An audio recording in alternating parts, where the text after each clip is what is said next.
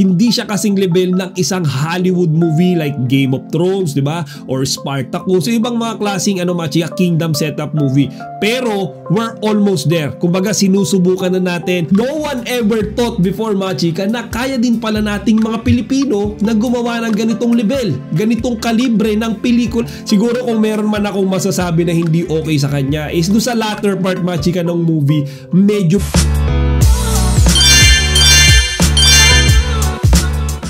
magandang araw mga chika, Rigel po ulit ang Chika Patrol. Bago tayo magsimula mga chika, inaanyan muna kayong mag-subscribe dito sa ating munting channel para palagi kayong updated sa mga latest at nagtitrending ng mga showbiz balita. Panigurado mga chika, karamihan sa inyo nagbabalak manood ng MMFF entry ngayong taon ni Bossing Vic Sotto na The Kingdom. Diyan nga mga chika, kasama niya sina Piolo Pascual, Sid Lucero, Christine Reyes, and si Sue Ramirez. Dahil medyo may kamahala na ang sine ngayon mga chika, nasa 300 plus na yan.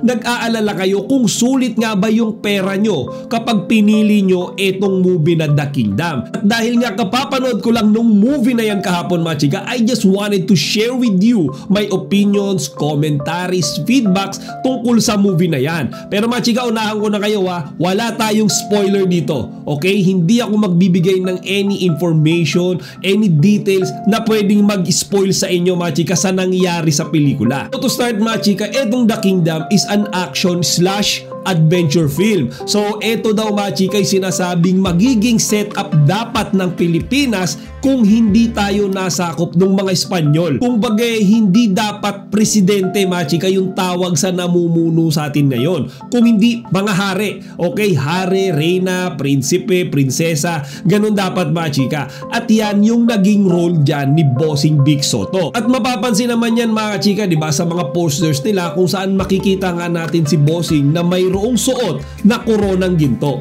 Okay, so mga chika, dito si Bossing talagang seryoso siya. Okay, makikita nyo iba yung dating ng Vic Sotto kapag mga chika, hindi comedy yung ginagawa. Ramdam na ramdam mga chika yung superiority ng character niya rito. Kumbaga parang antapang, parang suplado, parang hindi matitibag mga chika. Kaya nga bagay na bagay sa kanya mga chika yung role din na pagiging hari. For me mga chika, si Bossing Vic yung isa sa pinaka nagdala dyan sa pelikulang yan. And then yung setup nila mga chika, nakita nyo yung mga props, yung mga napili nilang location doon para mag-shooting. Hindi pa siya kasing level ng mga Hollywood film, pero at least for me mga chika, we're almost there. Diba? O nga hindi ko inakala na kaya pala natin gumawa ng ganong klaseng pelikula ganong klaseng setup. Alam nyo, diba, nasanay tayo pag mga pelikulang Pilipino drama, acting, and then hindi masyadong magpopondo pagdating sa mga props, diba? Sa mga CGI, mga computer generated images. Dito sa The Kingdom chika, mafe-feel nyo yung atmosphere na hindi tinipid sa budget pagdating sa mga props. Okay, yung mga suot nilang damit, nakikita nyo na bukod sa ginastusan, talagang pinag-isipan. Makikita nyo mga chika kung paano nila hinugot talaga dito yung kulturang Pilipino. Yan yung pinaka naramdaman ko mga chika. Kung baga yung mga gamit nilang props and costumes dyan mga chika, hindi yung basta random lang. Yung ni-research talaga nila. Tamang sa malamang nagbasa sila mga chika ng mga Filipino history books, nanood sila ng mga Filipino history videos. Kaya detalyado talaga mga chika yung mga gamit nilang props, yung mga sombrero nila, corona, damit, jewelries, and even their tattoos mga chika, talagang mayroong malalim na kahulugan. Kaya mga chika, yung lengguwahe nila dyan, kung mapapanood nyo, talagang kakaiba Hindi siya yung casual na Filipino language, may mga lengguwahe din dyan mga chika. Panigurado ko hinugot pa nila yan mula sa ginagamit din na lengguwahe ng ating mga ninuno. And then for the other main actor and actresses on this movie like Sid Lucero and Christine Reyes, they still managed to perform their acting very well. Kumbaga masabi rin natin na malaki rin ang contribution nila mga chika sa pelikula.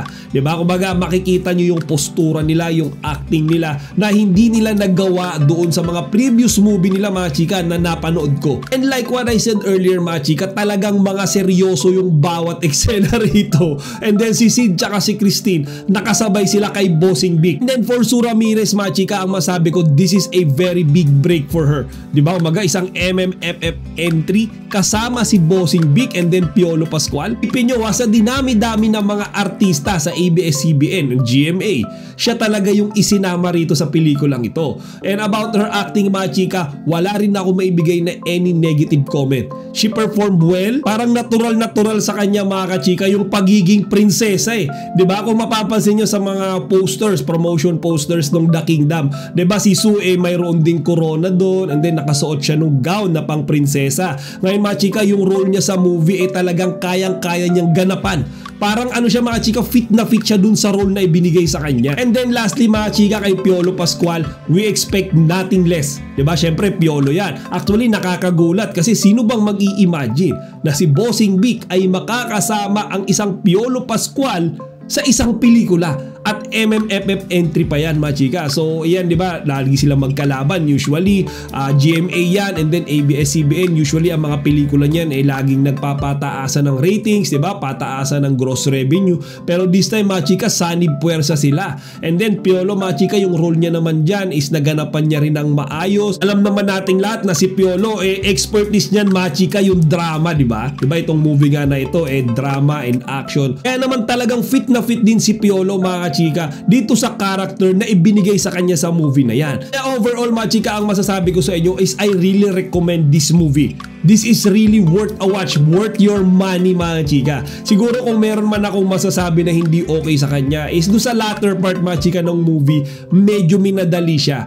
Diba? Kasi syempre maganda yung storyline sa simula and then sa middle ng story and then nung medyo patapos na siya mga chika, medyo naging fast paced na. Kumbaga medyo binilisan na nila yung mga eksena doon mga chika. Pero so far yun lang naman yung nakikita ko na medyo negative for me. Sa actingan mga chika, wala akong masabi. And then sa mga props, costumes, as in 9 out of 10 para sa akin. A story which is very important sa isang movie, okay na okay sila mga chika, double thumbs up kasi makikita nyo talagang may pinanggalingan. Iba kasing mga fictional movie mga chika, 100% fiction, di ba? Gawa-gawa, invento. Dito mga chika parang 50-50 di ba? 50% fictional, and then yung 50% talagang may pinagbasihan na totoong pangyayari mga chika, totoong kaganapan sa history ng Pilipinas. And then again, this is something new for us, particularly kay Bossing Vic Sotto, na ngayon lang natin siya makikitang gaganap sa isang pelikula na wala kahit konting touch of comedy.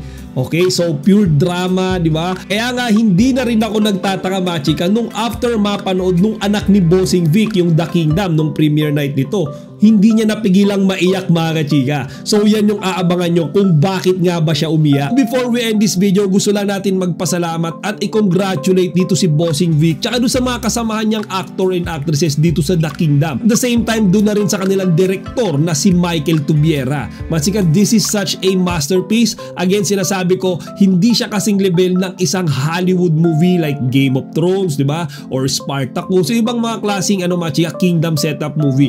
Pero we're almost there. Kumbaga sinusubukan na natin. No one ever thought before mga chika na kaya din pala nating mga Pilipino na gumawa ng ganitong level, ganitong kalibre ng pelikula sa Metro Manila Film Festival. O siya mga chika, hanggang dito na lang muna. Sana huwag nyo kalimutang ibahagi ang inyong mga opinion dito sa comment section. Chika Patrol signing out!